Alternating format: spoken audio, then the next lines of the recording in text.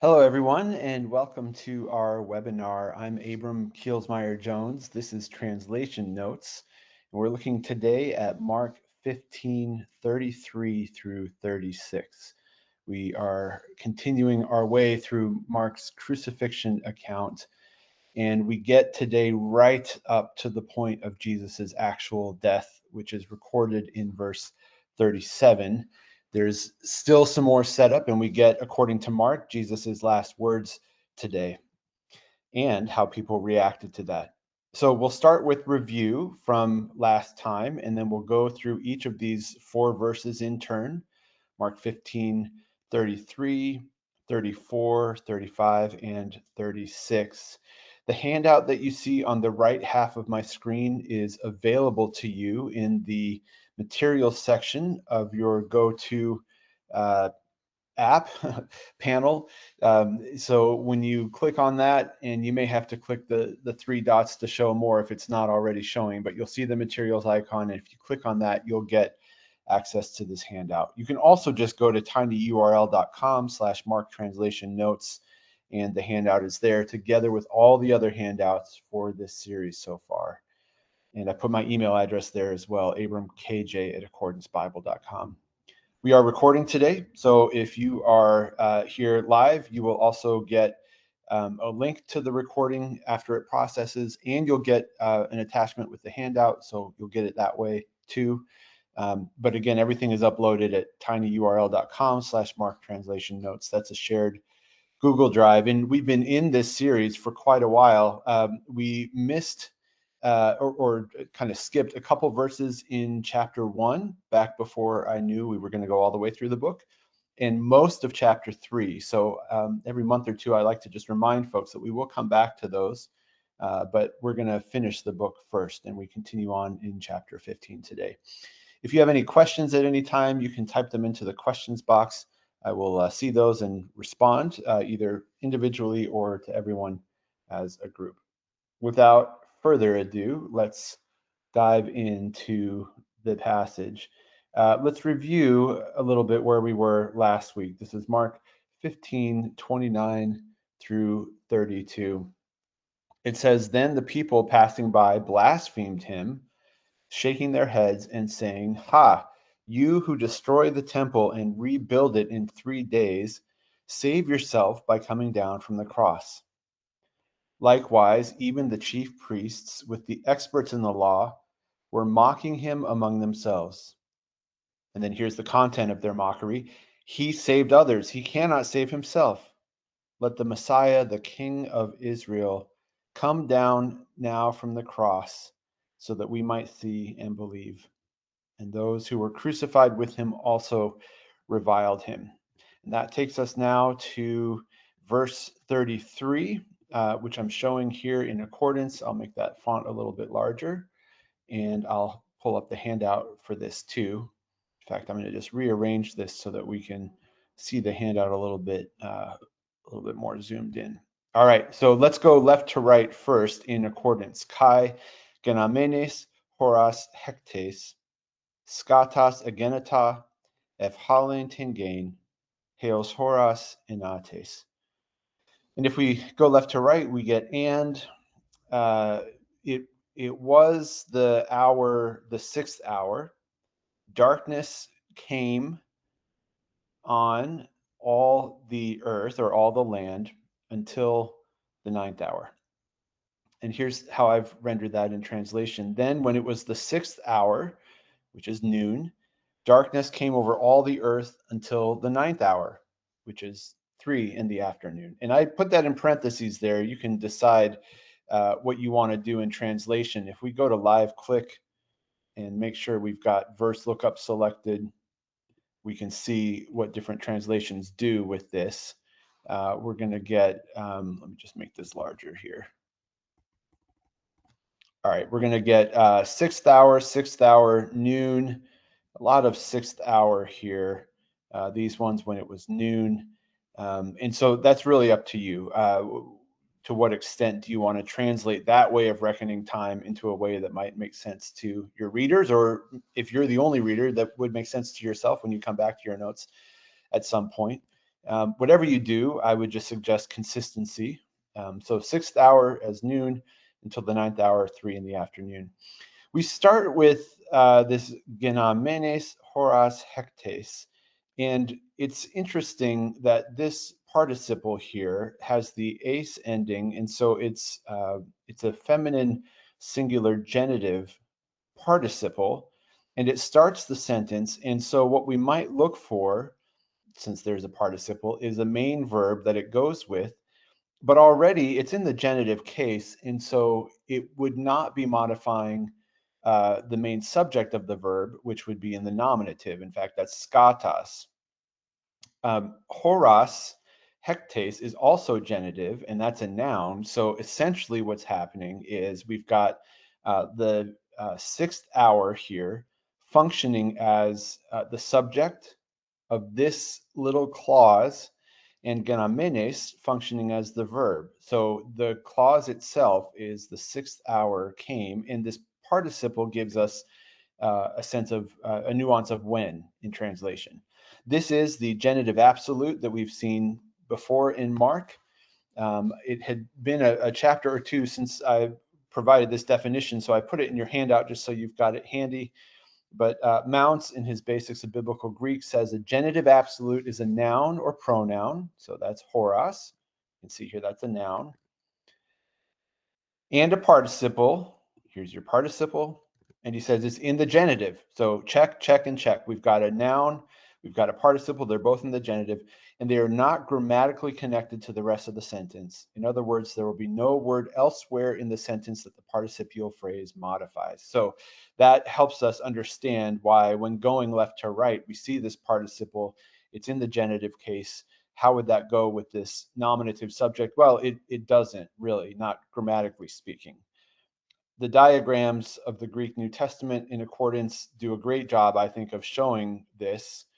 And they'll put the genitive absolute construction here in brackets to show that it grammatically stands apart from the sentence, but they still connect it with this line, because this definition is it's good, but it could be misleading if you think, well, it doesn't have anything to do with the rest of the sentence. It is in fact connected. It's just not what you might expect. And we don't, that I can think of, we don't really have a construction like this in English, in large part because we don't have different case endings in our words. So this is unique to Greek, and so we've got this genitive absolute set apart here in brackets. But what it's doing is modifying this second use of ginomai, agenita, so we give it a nuance or a translation of when. Then when it was the 6th hour, that's all the genitive absolute. Now we get to the main part. Darkness came. So we've got skatas agenita. That is the subject. Agenita is the verb. It's an indicative verb.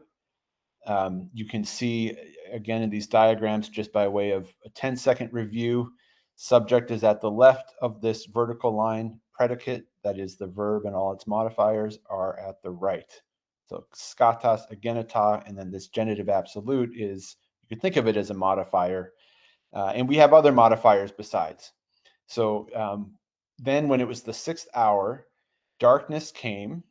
Darkness came where and when? Well, it came over Halin, all the earth or all the land, and when? Until the 9th hour. And that is verse 33. So here's how I've given the translation altogether. Then when it was the 6th hour or noon, darkness came over all the earth until the 9th hour, 3 in the afternoon. I do want to say just a word about the meaning of this and what I think Mark might be connecting this to. And because the focus of these webinars is translation, we look especially at the grammatical features and the lexical features. I'll mostly just mention this as something deserving of much more study. So we get just one bullet point on what is actually a very important point.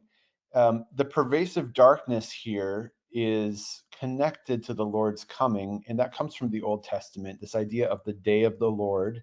This is from the New English Translation, the Net Bible. This imagery has parallels to the day of the Lord, it says, and it gives you these verses, which if you've got this in accordance, you can pull it up via the hyperlinks. So I'm going to click that open, and now I can hover over these or click and hold. So Joel 2:10, the earth quakes before them, the heavens tremble, the sun and the moon are darkened, and the stars withdraw their shining. Well, that sure sounds like darkness coming over the whole earth. Same with Amos 8:9. On that day, says the Lord God, I will make the sun go down at noon.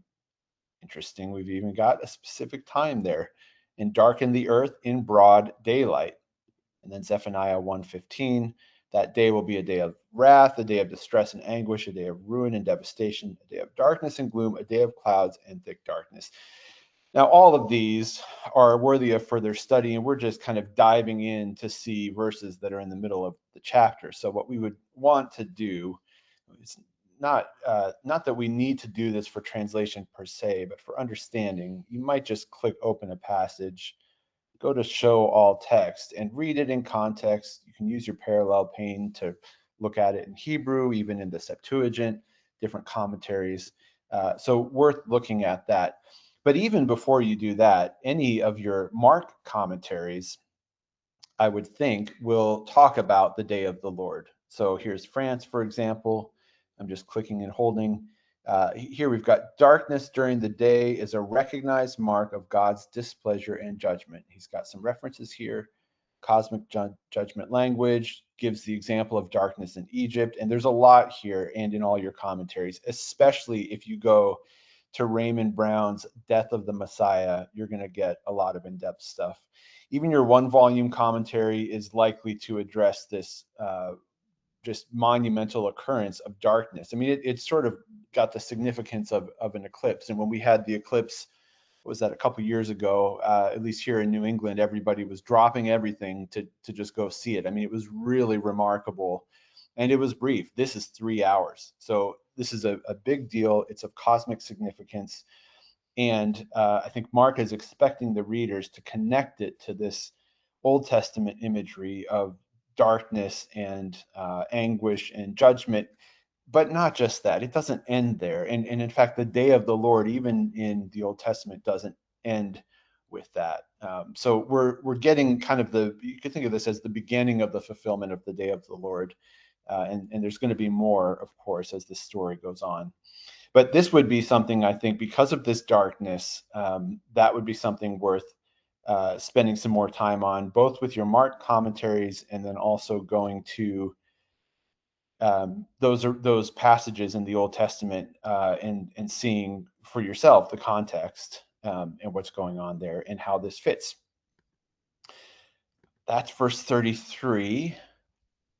And it's hard to just say that little about that, but that's as much as I'll say. If you've got questions or comments or observations, I'd love to hear them. But we've got darkness coming all over the earth. And we're going to stay in the 9th hour next in verse 34. But let me just pause and check with you and see if you've got questions or comments.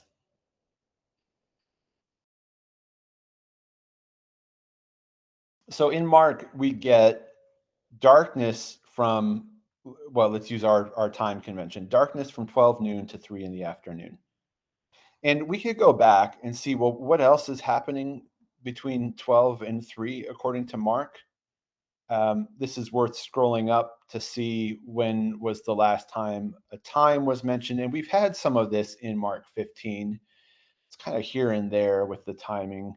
But you could scroll up and maybe you've got a running list on this. But what's interesting about this passage to me, about this verse in particular, is that here we just get in verse 33, Mark is just saying 3 hours of darkness. And this particular verse doesn't say, and during that time, this happened, that happened. We could look elsewhere in the other gospels and try to piece this all together. But Mark really, I think, wants to have this darkness make an impression. And in fact, he names the time again in verse 34. We'll do this in Greek in just a moment. But I just want to note here that it's the same time. It's 3 in the afternoon, or the ninth hour in verse 33, and verse 34 will say the same thing, the ninth hour. So it's at the tail end of all of this darkness that Jesus cries out, which, we can conclude some things from that. Maybe there's some ways to interpret that. Why are we getting this presentation? Is there something significant about this? Again, I think it connects to that day of the Lord imagery. I think Mark is wanting to show us this is not just a momentary eclipse. This is an unusual amount of daytime darkness, 3 hours of it. And then that all sets us up for verse 34. So we'll go back to Greek for that. We just advance this in accordance. All right, so we've got kai te enate hora eboesen ha Jesus phone megale. Let me close these diagrams and close the English. And in the ninth hour, he cried out, Jesus cried out in a voice, in a great voice, Eloi, Eloi, lema sabachthani, ha estin methermenuamenon. That ha is which, so you get this content here that we'll talk about in a minute, which is translated hatheasmu, hatheasmu, my God, esti and katelipesme, why have you forsaken me? One of the maybe best known verses of the crucifixion account, certainly one that has produced lots of writing and theological discussion and debate, which we will merely allude to here. I want to focus on the translation, and we get an interesting setup here, which Mark has done for us before with this Aramaic. But before we do that, let me just note here's the te enate hora, repeated from the last verse. So we had the ninth hour. This is in the genitive case because it's the object of until. This is in the dative case, but it's the same word. It's the same time. It's still the ninth hour. And at the ninth hour, here's the action, eboesin. If we triple click that, sorry, let me turn off live click. I'm going to triple click this. And we can see in BDAG, I put this in your handout, boao is to use one's voice at a high volume, to call, to shout, to cry out. Now this says it's often with phone megale. You could have this by itself and it would already mean this. It's possible that Mark is emphasizing this. He cried out with a loud voice. But BDAG notes that it does often occur together. Either way, we get the image. I mean, this is the fullness of whatever energy Jesus has left at this point. But it is very loud. We get that with the megale and the crying out. In other words, this is not a whisper. I mean, this is very loud, and folks would hear it as they do in the next verse. What he cries out is Eloi, Eloi, lema sabachthani. Now, in translation, I have transliterated from what Mark has here in Greek into English. And let me just show this. This is following multiple other translations do this.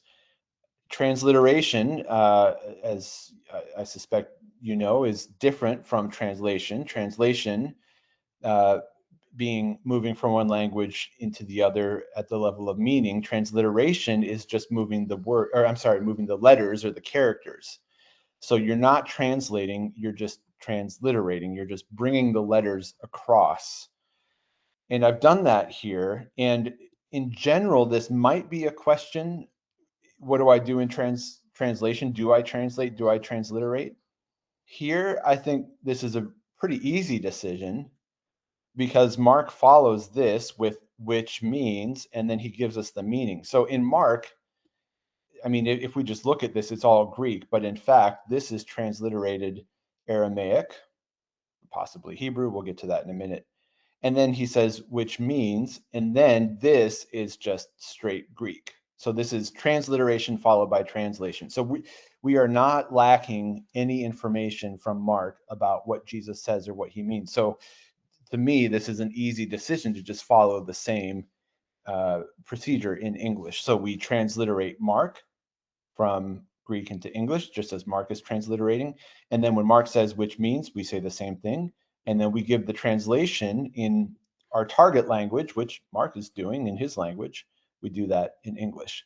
In other words, I would not translate Eloi, Eloi, lema sabachthani right here in the text. This will mean you have non-English in your text, but Mark has non-Greek in his text, and so we just bring that out.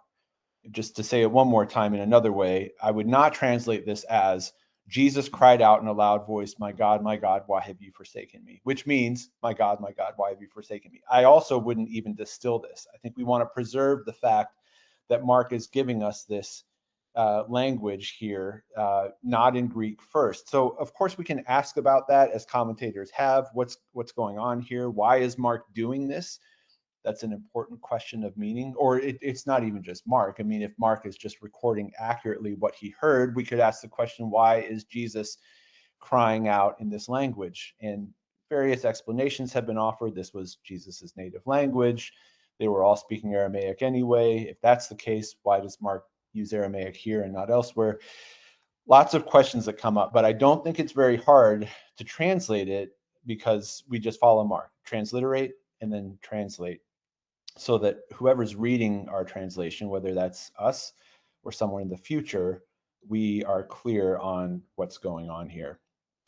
Note that lema and lama, I've just gone straight from Greek to English. You can notice epsilon gets an E, the lambda gets an L, the omega gets an O, the iota gets an I, and so forth. The lema, I know this better as lama, but there is a textual variant there, and that's where lema and lama, you can even just go to different translations and see that it varies there. So I'm just following what's in the surface text of the NA28, but there is a textual variant there. Just to reiterate that here's kind of in more detail in the handout, ha estin methermenuamenon, so that relative pronoun ha, which, and then estin, that's a form of to be plus the participle. So this is which means, or which is translated. So you might even do it that way, which is translated. You could put the word translated in your English translation. Let me just note a couple of things and then we'll pause for questions. Hatheos mu, poignant and powerful repetition.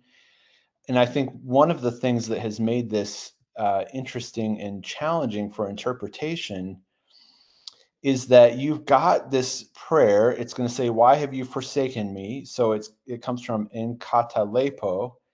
And this is not a word where like, oh, let's look at the Greek and it will solve the apparent tension of the passage. You know, we might look at this in English and say, well, maybe the word for forsaken is something like, you're far off.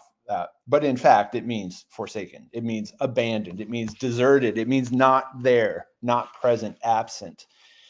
So we have this juxtaposition of that with this vocative, this second person address with the possessive pronoun my God.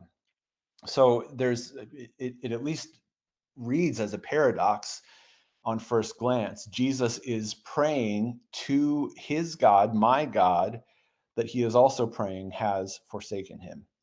And I think, not to mention the potential Trinitarian implications of this, I think the sentence itself is part of what gives rise to so many possible translations. How would a person pray in the you to someone that they thought wasn't there? Why would someone speak to someone they thought wasn't there? And I'm not going to attempt to answer that now, but I am going to say I think it's the framing itself. Before we even get to the question of what does that mean for I and the Father are one, and now God has forsaken Jesus, or has God forsaken Jesus? I mean, there's all these questions that have implications for how we think about Jesus as fully human, fully divine, and the Trinity. But before all of that, just the wording itself in Greek, I think, is just really fascinating. And so I think we do our readers of our translation a service by just bringing that over straight into English, Hatheosmu, my God, why have you forsaken me? If you sense any tension between a prayer addressed to my God and this word forsaken, that in translation is not the place to try to resolve that. I think we want to bring that tension over into English. And then, of course, there's the question of interpretation, which we'll move to briefly in just a moment. I will spend some more time on that in just a moment. But I want to pause there first, just looking at the verse as a whole and see what questions or comments you've got on that, especially the transliteration part, the different languages.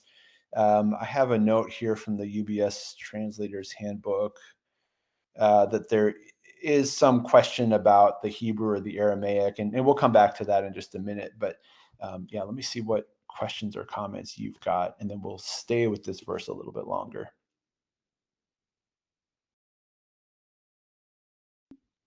Okay, here's a comment on the hours, and I'm going to put this in the chat so everyone can see it, and then I'll read it. Somebody says, on the hours, since the Egyptians, almost all ancient cultures use 12 estimated daylight periods, don't think modern day clock hours. The crucifixion hours/periods are consistent by all four Gospels. John 19:14 has a parenthetical comment about the Passover preparation, not giving a daylight period of the crucifixion of Jesus. No contradictions. All right, thanks for that comment.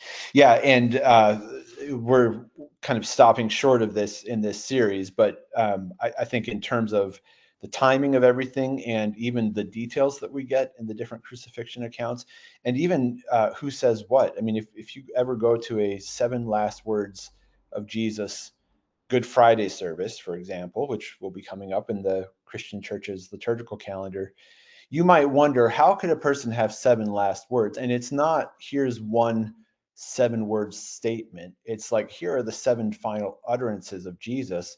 And this is the last one, according to Mark, but we get other final words in the crucifixion accounts. And so, yeah, the history of Christian interpretation has included how do we work all of these together, realizing that these details are compatible, whether they're details of time or details of what Jesus said, or whether the criminals on the cross spoke or not.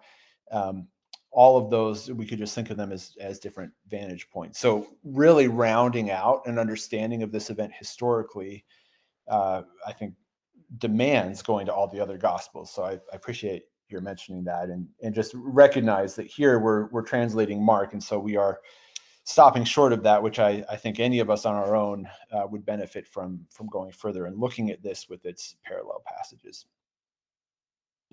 Let's see what other questions or comments folks have.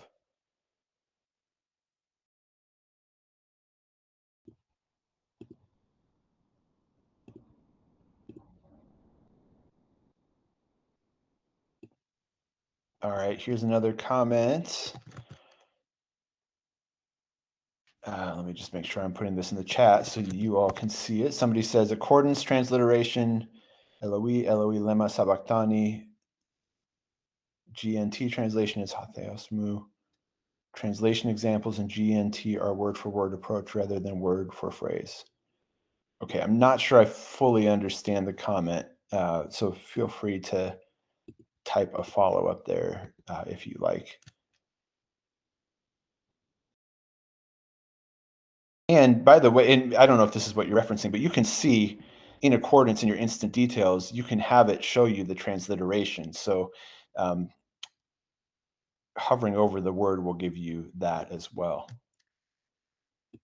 All right, any other questions or comments on this?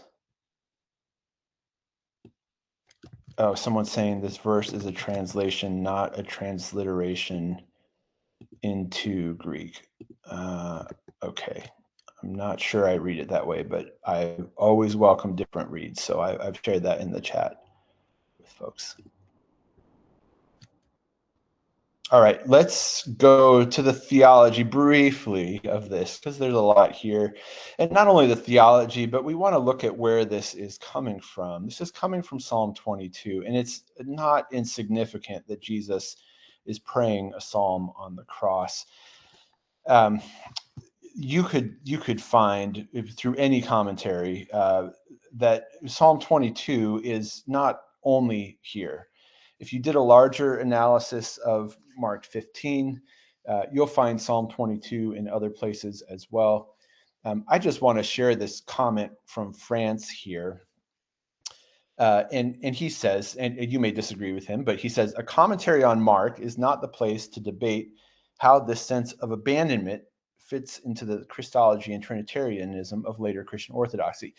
You may think, and I may even think, a commentary on Mark is actually exactly the place to do that. At any rate, France says, Mark apparently does not find this cry incompatible with Jesus still being the Son of God in verse 39. And he talks about one interpretation of this abandonment. And then he says, and his goal, France is trying to stay as close to Mark as possible. He says this theological reconstruction of abandonment having to do with sins being put onto Jesus, and that's why he's forsaken. He says there may be some basis on this in Mark, but it's going beyond anything Mark is willing to spell out at this point. And then here's what I want to emphasize from France. However you read this idea of forsakenness, and again, just massive theological topic with lots of implications, whole books written just about this one word, forsaken. I think France is right on the money here. If we ask the question of what is Jesus doing, what is Mark doing, he says Mark wants us to feel Jesus's agony, not to explain it. So I thought that was interesting. If you go to your info pane, you can just kind of peruse through different commentaries and see what they have to say about this. And I bet you're going to find a pretty wide variety of interpretations here. Let me just pull up the SIL Exegetical Summary Series and see what we've got here. Nothing. We've got nothing on this question. All right, so your other commentaries will be the place to go. Just to emphasize, in terms of translation, whatever you make of this, however challenging a prayer like this seems, translation-wise, it's a somewhat easy decision, I think, to just bring it over as is. I mean, that's the goal of translation.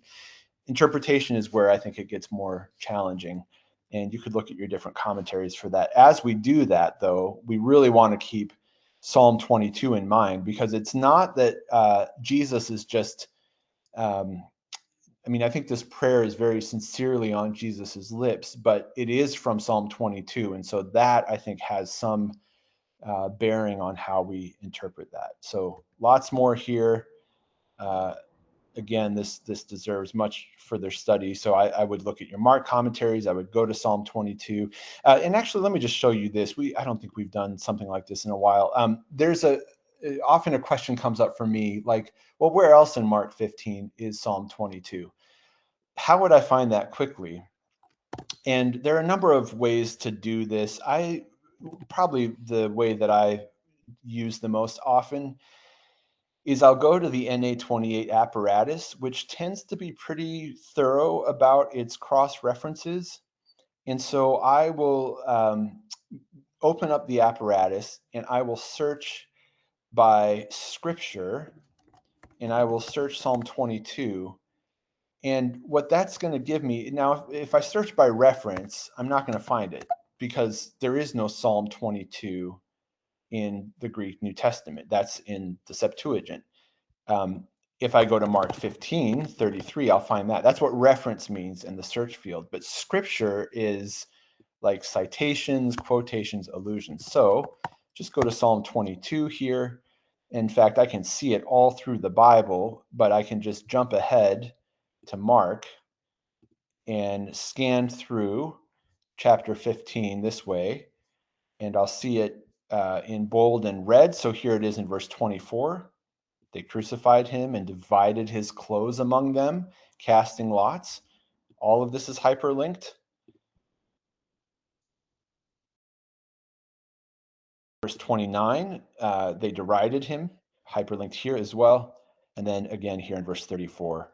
So by the time you've gotten to verse 34, you've seen Psalm 22 before, but it's not a perfect way to find all the references or mentions of Psalm 22 in Mark, but it is a perfect way to find, in an exact way, to find all the times the NA28 apparatus mentions Psalm 22. And in my experience, if they're not sure if something is a quotation or not, it may still end up in the apparatus. Even if they think it's alluding to a verse, they'll put it here. So I find this a trustworthy tool for finding references. So that's just a quick way that you might do that. You could even go to something like the New English Translation Bible Notes, and you could do the same thing here.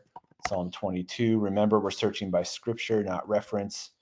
Of course, here you have the whole Bible, but we could just jump ahead to Mark and see all the times that it mentions Psalm 22 in Mark 15, and you're probably going to get the same verses. Yeah, here's 24. Here's 34. Looks like it missed the one that the apparatus had. But that is just a fruitful study. I personally have had just a really productive and fascinating time. I think it was maybe about 10 months ago doing a deep dive on the use of Psalm 22 and Mark 15. And the reason to do that, well, there's lots of reasons to do that. But what that did for me was by the time I got to this verse that we're in today, I understood more of the context, both of Psalm 22 and how Mark had already been using it. So that helped me at least a little bit with what I think is a challenging sentence to interpret. All right, we'll stop there with apologies for not going further on such a just robust topic. But let me see from you if you've got questions or comments. Yeah, here's so and I'll just summarize these. Oops. Yeah, sorry. Give me a second. I'm just going to look through the thread.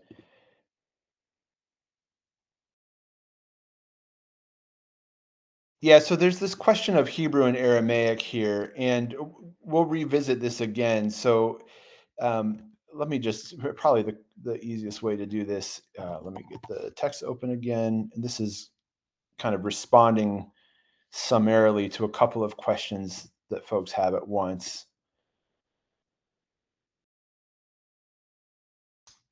You've got Eloi, Eloi, and I think every English translation of Mark, the idea being that it's Eli in Hebrew. There is a comment. We'll see this a little bit further down in the handout.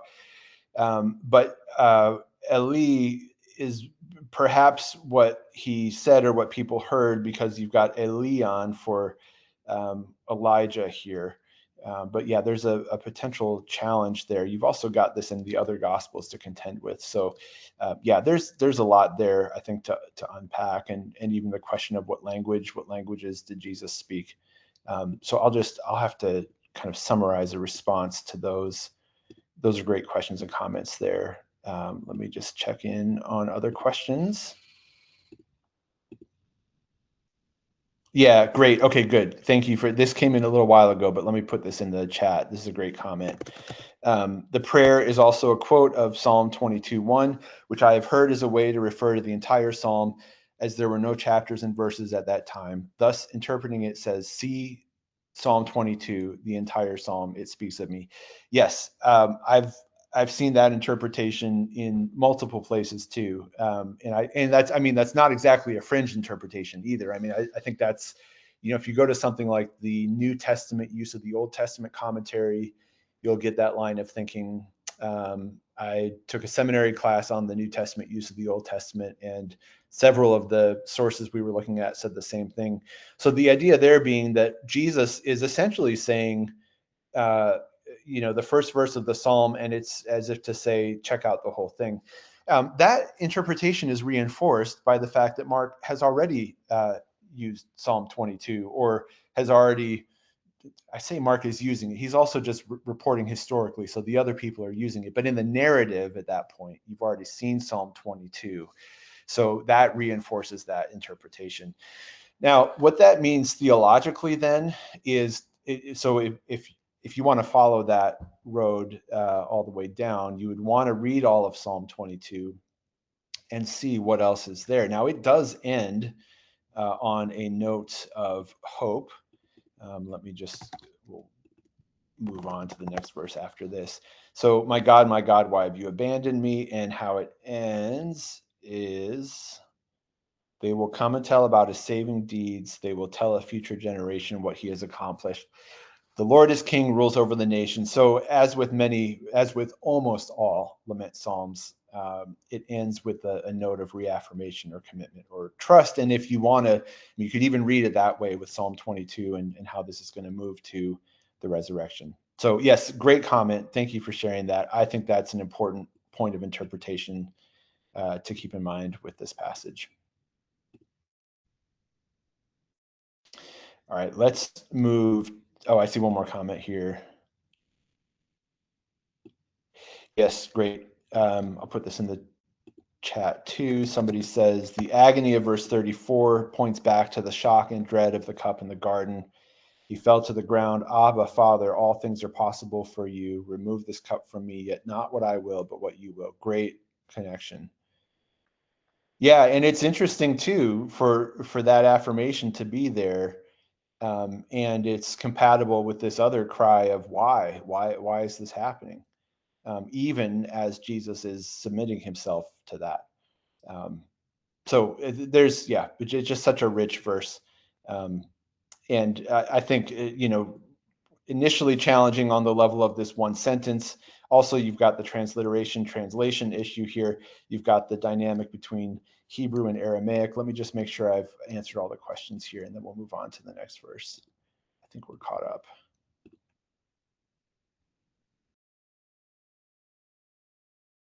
Oh, interesting. Okay, here's a comment. I'll just put this comment in the chat, and then we'll move. Someone says the first two words Eli, Eli are in Hebrew, while why have you forsaken me are in Aramaic. While Mark 15:34 quotes the entire expression in Aramaic, beginning with Eloi, Eloi. Okay, that must be, I might have missed a comment, but that sounds like it's referring back to one of the other passages where that's the case. All right, great. Well, this verse, like I said, deserves a lot more. And so because of this calling out, and because of the lack of understanding, the bystanders think he's calling Elijah. Let's go to verse 35. Kaitines ton paris dekaton, accusantes elegan, ide elian phone, left to right. And some of the ones standing there, we've got a great word for that, bystanders in English, and some of the bystanders hearing said, or were saying, behold, Elijah he is calling. And hearing him, some of the bystanders said, behold, he is calling Elijah. And I've kept this translation a little wooden. This isn't the smoothest English, but just to show that we've got a participle here. Upon hearing him, or when they heard him, some of the bystanders said. We don't get a direct object for accusantes spelled out in Greek. We've seen many times that that's not unusual. It's assumed. I think we probably have to do that in English because English doesn't really permit that kind of leaving out of objects. So something like in hearing him or in hearing this or hearing his words, you could decide how to best bring that out. Some of the bystanders said, behold, he is calling Elijah. Ide is behold. It could also mean look. Behold may sound archaic to you. It may sound wonderful to you. But you could think about listen here. Listen, he is calling Elijah.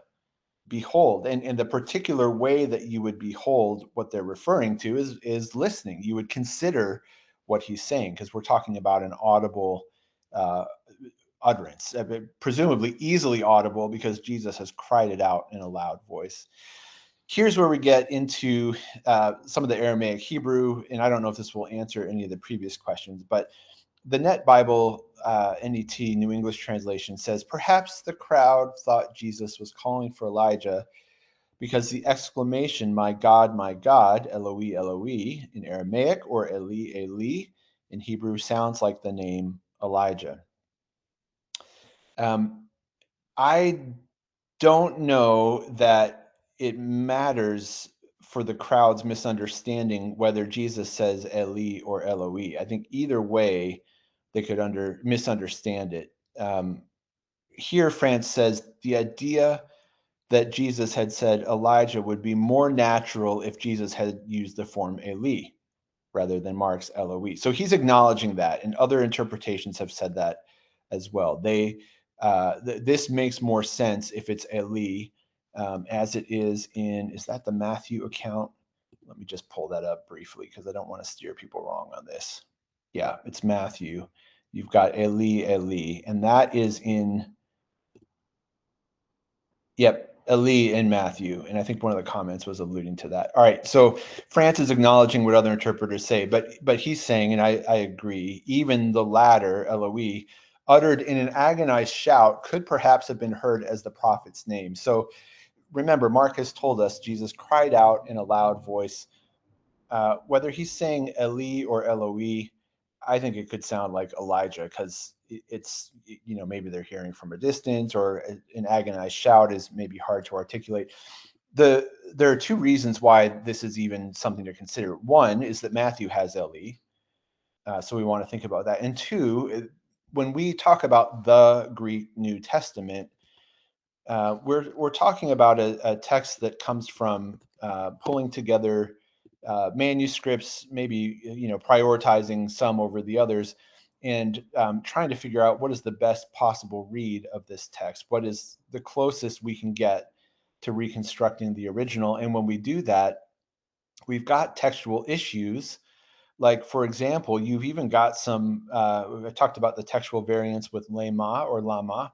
Even here with Eloi, you've got some manuscripts of Mark that say Eli. So our question, and we don't do a whole lot of this in translation notes, but if you were going deeper on text criticism, our question would be, what is our best assessment of what Mark had the first time this came out? The original manuscript, or the earliest attainable manuscripts, however you want to refer to that. And so there are manuscripts that have Eli following Matthew, and the reason why, so you take that evidence from the manuscripts, but you also take internal evidence when trying to decide and figure out what's the earliest text. And so this is all to say that some have read this as, well, if they thought he's calling Elijah, he must have said Eli. So therefore these manuscripts are right. And so our Greek text should say Eli, and therefore you transliterate accordingly. But I think France is right here. I'm just going with the NA28 surface text, which is Eloi. And again, this is such a loud shout and Eloi sounds enough like Eli that, to me, the Elijah connection makes sense either way.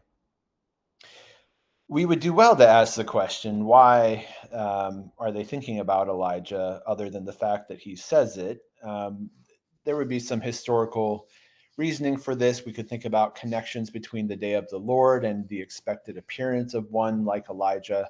There's a lot to look at there. But once again, Mark's readers are seeing and understanding more about the crucifixion than the people who are originally there. We know that Mark has given us, we know that Jesus has said, my God, my God. In fact, Mark has clarified, he's taken Eloi and he's really clarified for us, that means my God, my God. There's no question in Mark's mind that this is about God and not Elijah. Mark isn't saying Jesus cried this out and he might have been talking to Elijah, but I'm pretty sure he was talking to God. Mark says this means my God. There's no question here. So we get this inside look as listeners, as readers, and then we understand in verse 15, yeah, this is just a misunderstanding. He is calling for Elijah. We get a little bit more on Elijah in verse 36, but let me just see what questions or comments you've got on verse 35.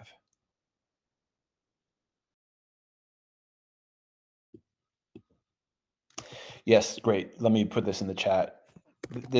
Building on that same idea, great comment here. Someone says, Jesus has been under extreme duress, likely no drink for 9 hours. How could he speak at all, much less clearly? No wonder multiple things were heard. Yeah, I would agree.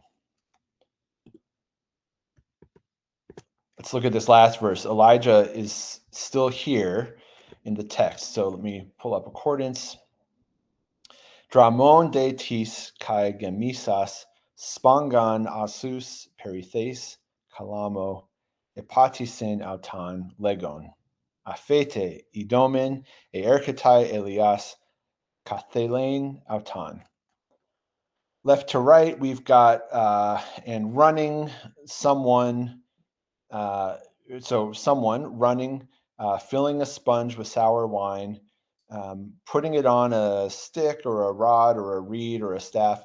And finally, we get the indicative verb, gave it to drink to him, saying, leave him or leave. Well, this is leave him. It's implied.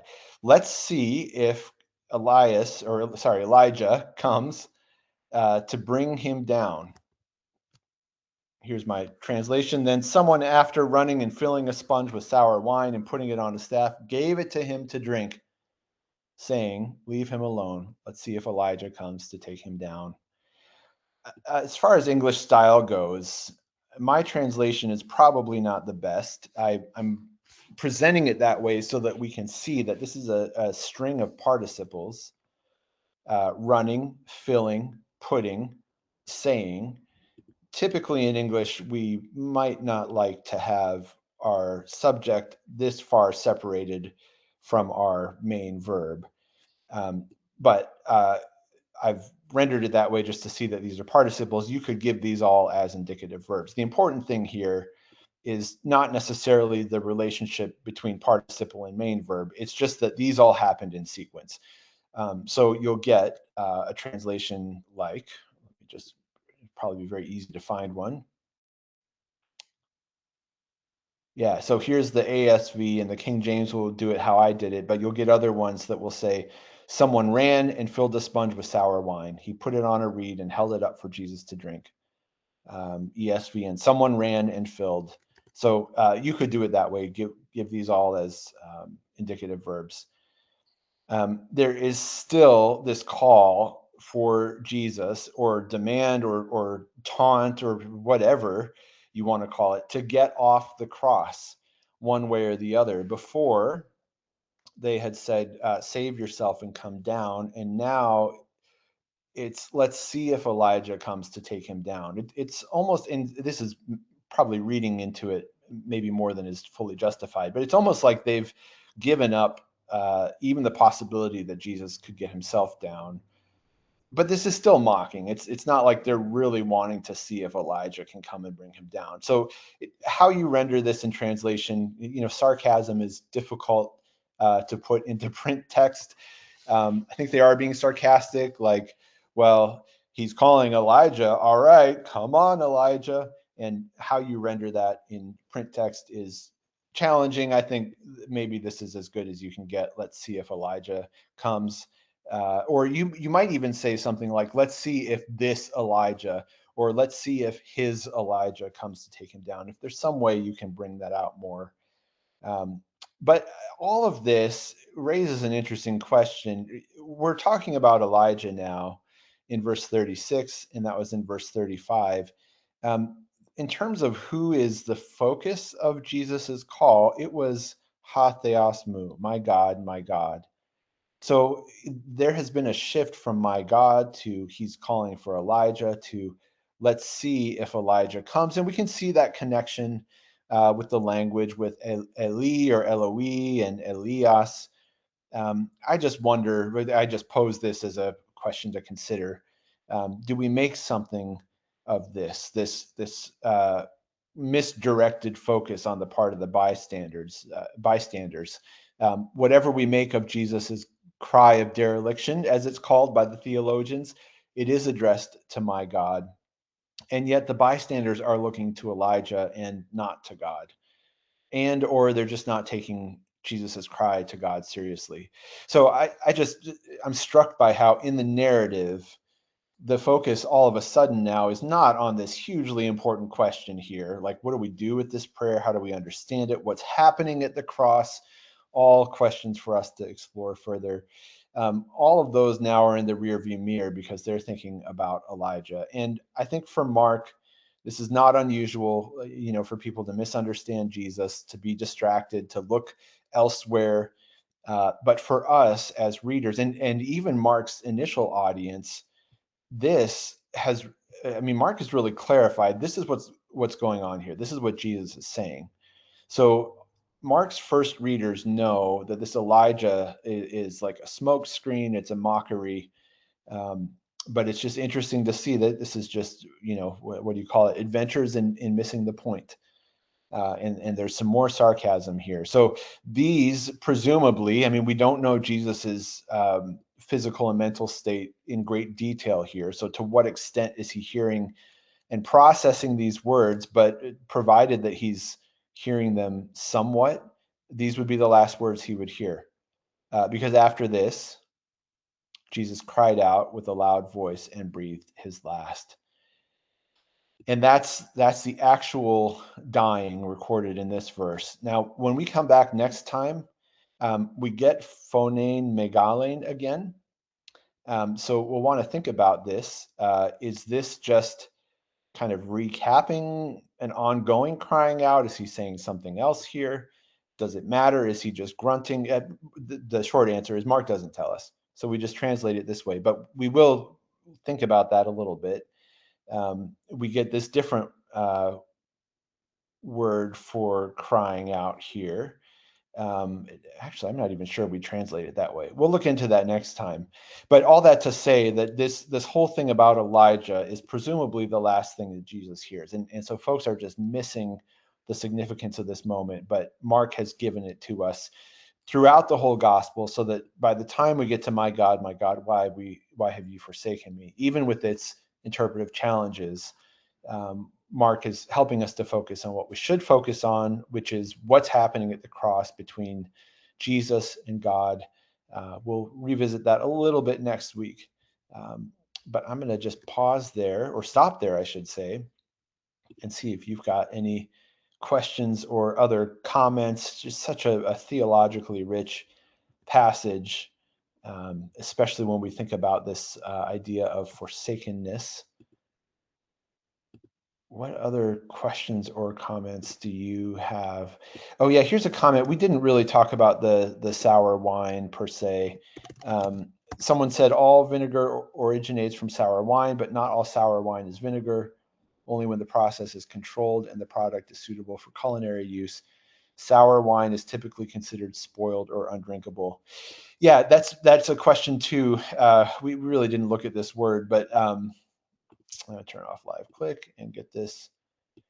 That is an interpretation question too. Do we read this as, someone is actually trying to help him, or is someone kind of mocking him with this sour wine? You'll find more comments on that. But yeah, thanks for sharing that. That was a word that we didn't look at. No, we didn't really look at the word for stick either. And I'm not sure it matters to Mark what kind of a stick it is, if it's a reed, or like a walking stick someone found, or a staff that a soldier had. I'm not sure that's vitally important. We do want to know how to translate it. Interestingly, the Net Bible just gives us stick, which I think is kind of interesting. But the point is, he's lifting it up. So this kind of goes with the come down. I mean, Jesus is elevated in a way that someone couldn't just hand him the sponge. So we get a stark visual there. Next time, we'll pick up with verse 37. I will be traveling next week, so I will not be leading a webinar next week, but we'll pick this up the following week. I'll make sure that the dates go out soon, so that you all have those, but probably the same time in a couple of weeks, we'll pick up verse 37. Thanks so much for the great comments and questions, as always. If you've got a moment after I end the webinar, you'll be taken to a feedback screen where you can leave questions or comments, both from me and Linda Perry. Just a reminder that if you're watching this on a recording, tinyurl.com/Mark Translation Notes has this handout. You can email me at abramkj@accordancebible.com.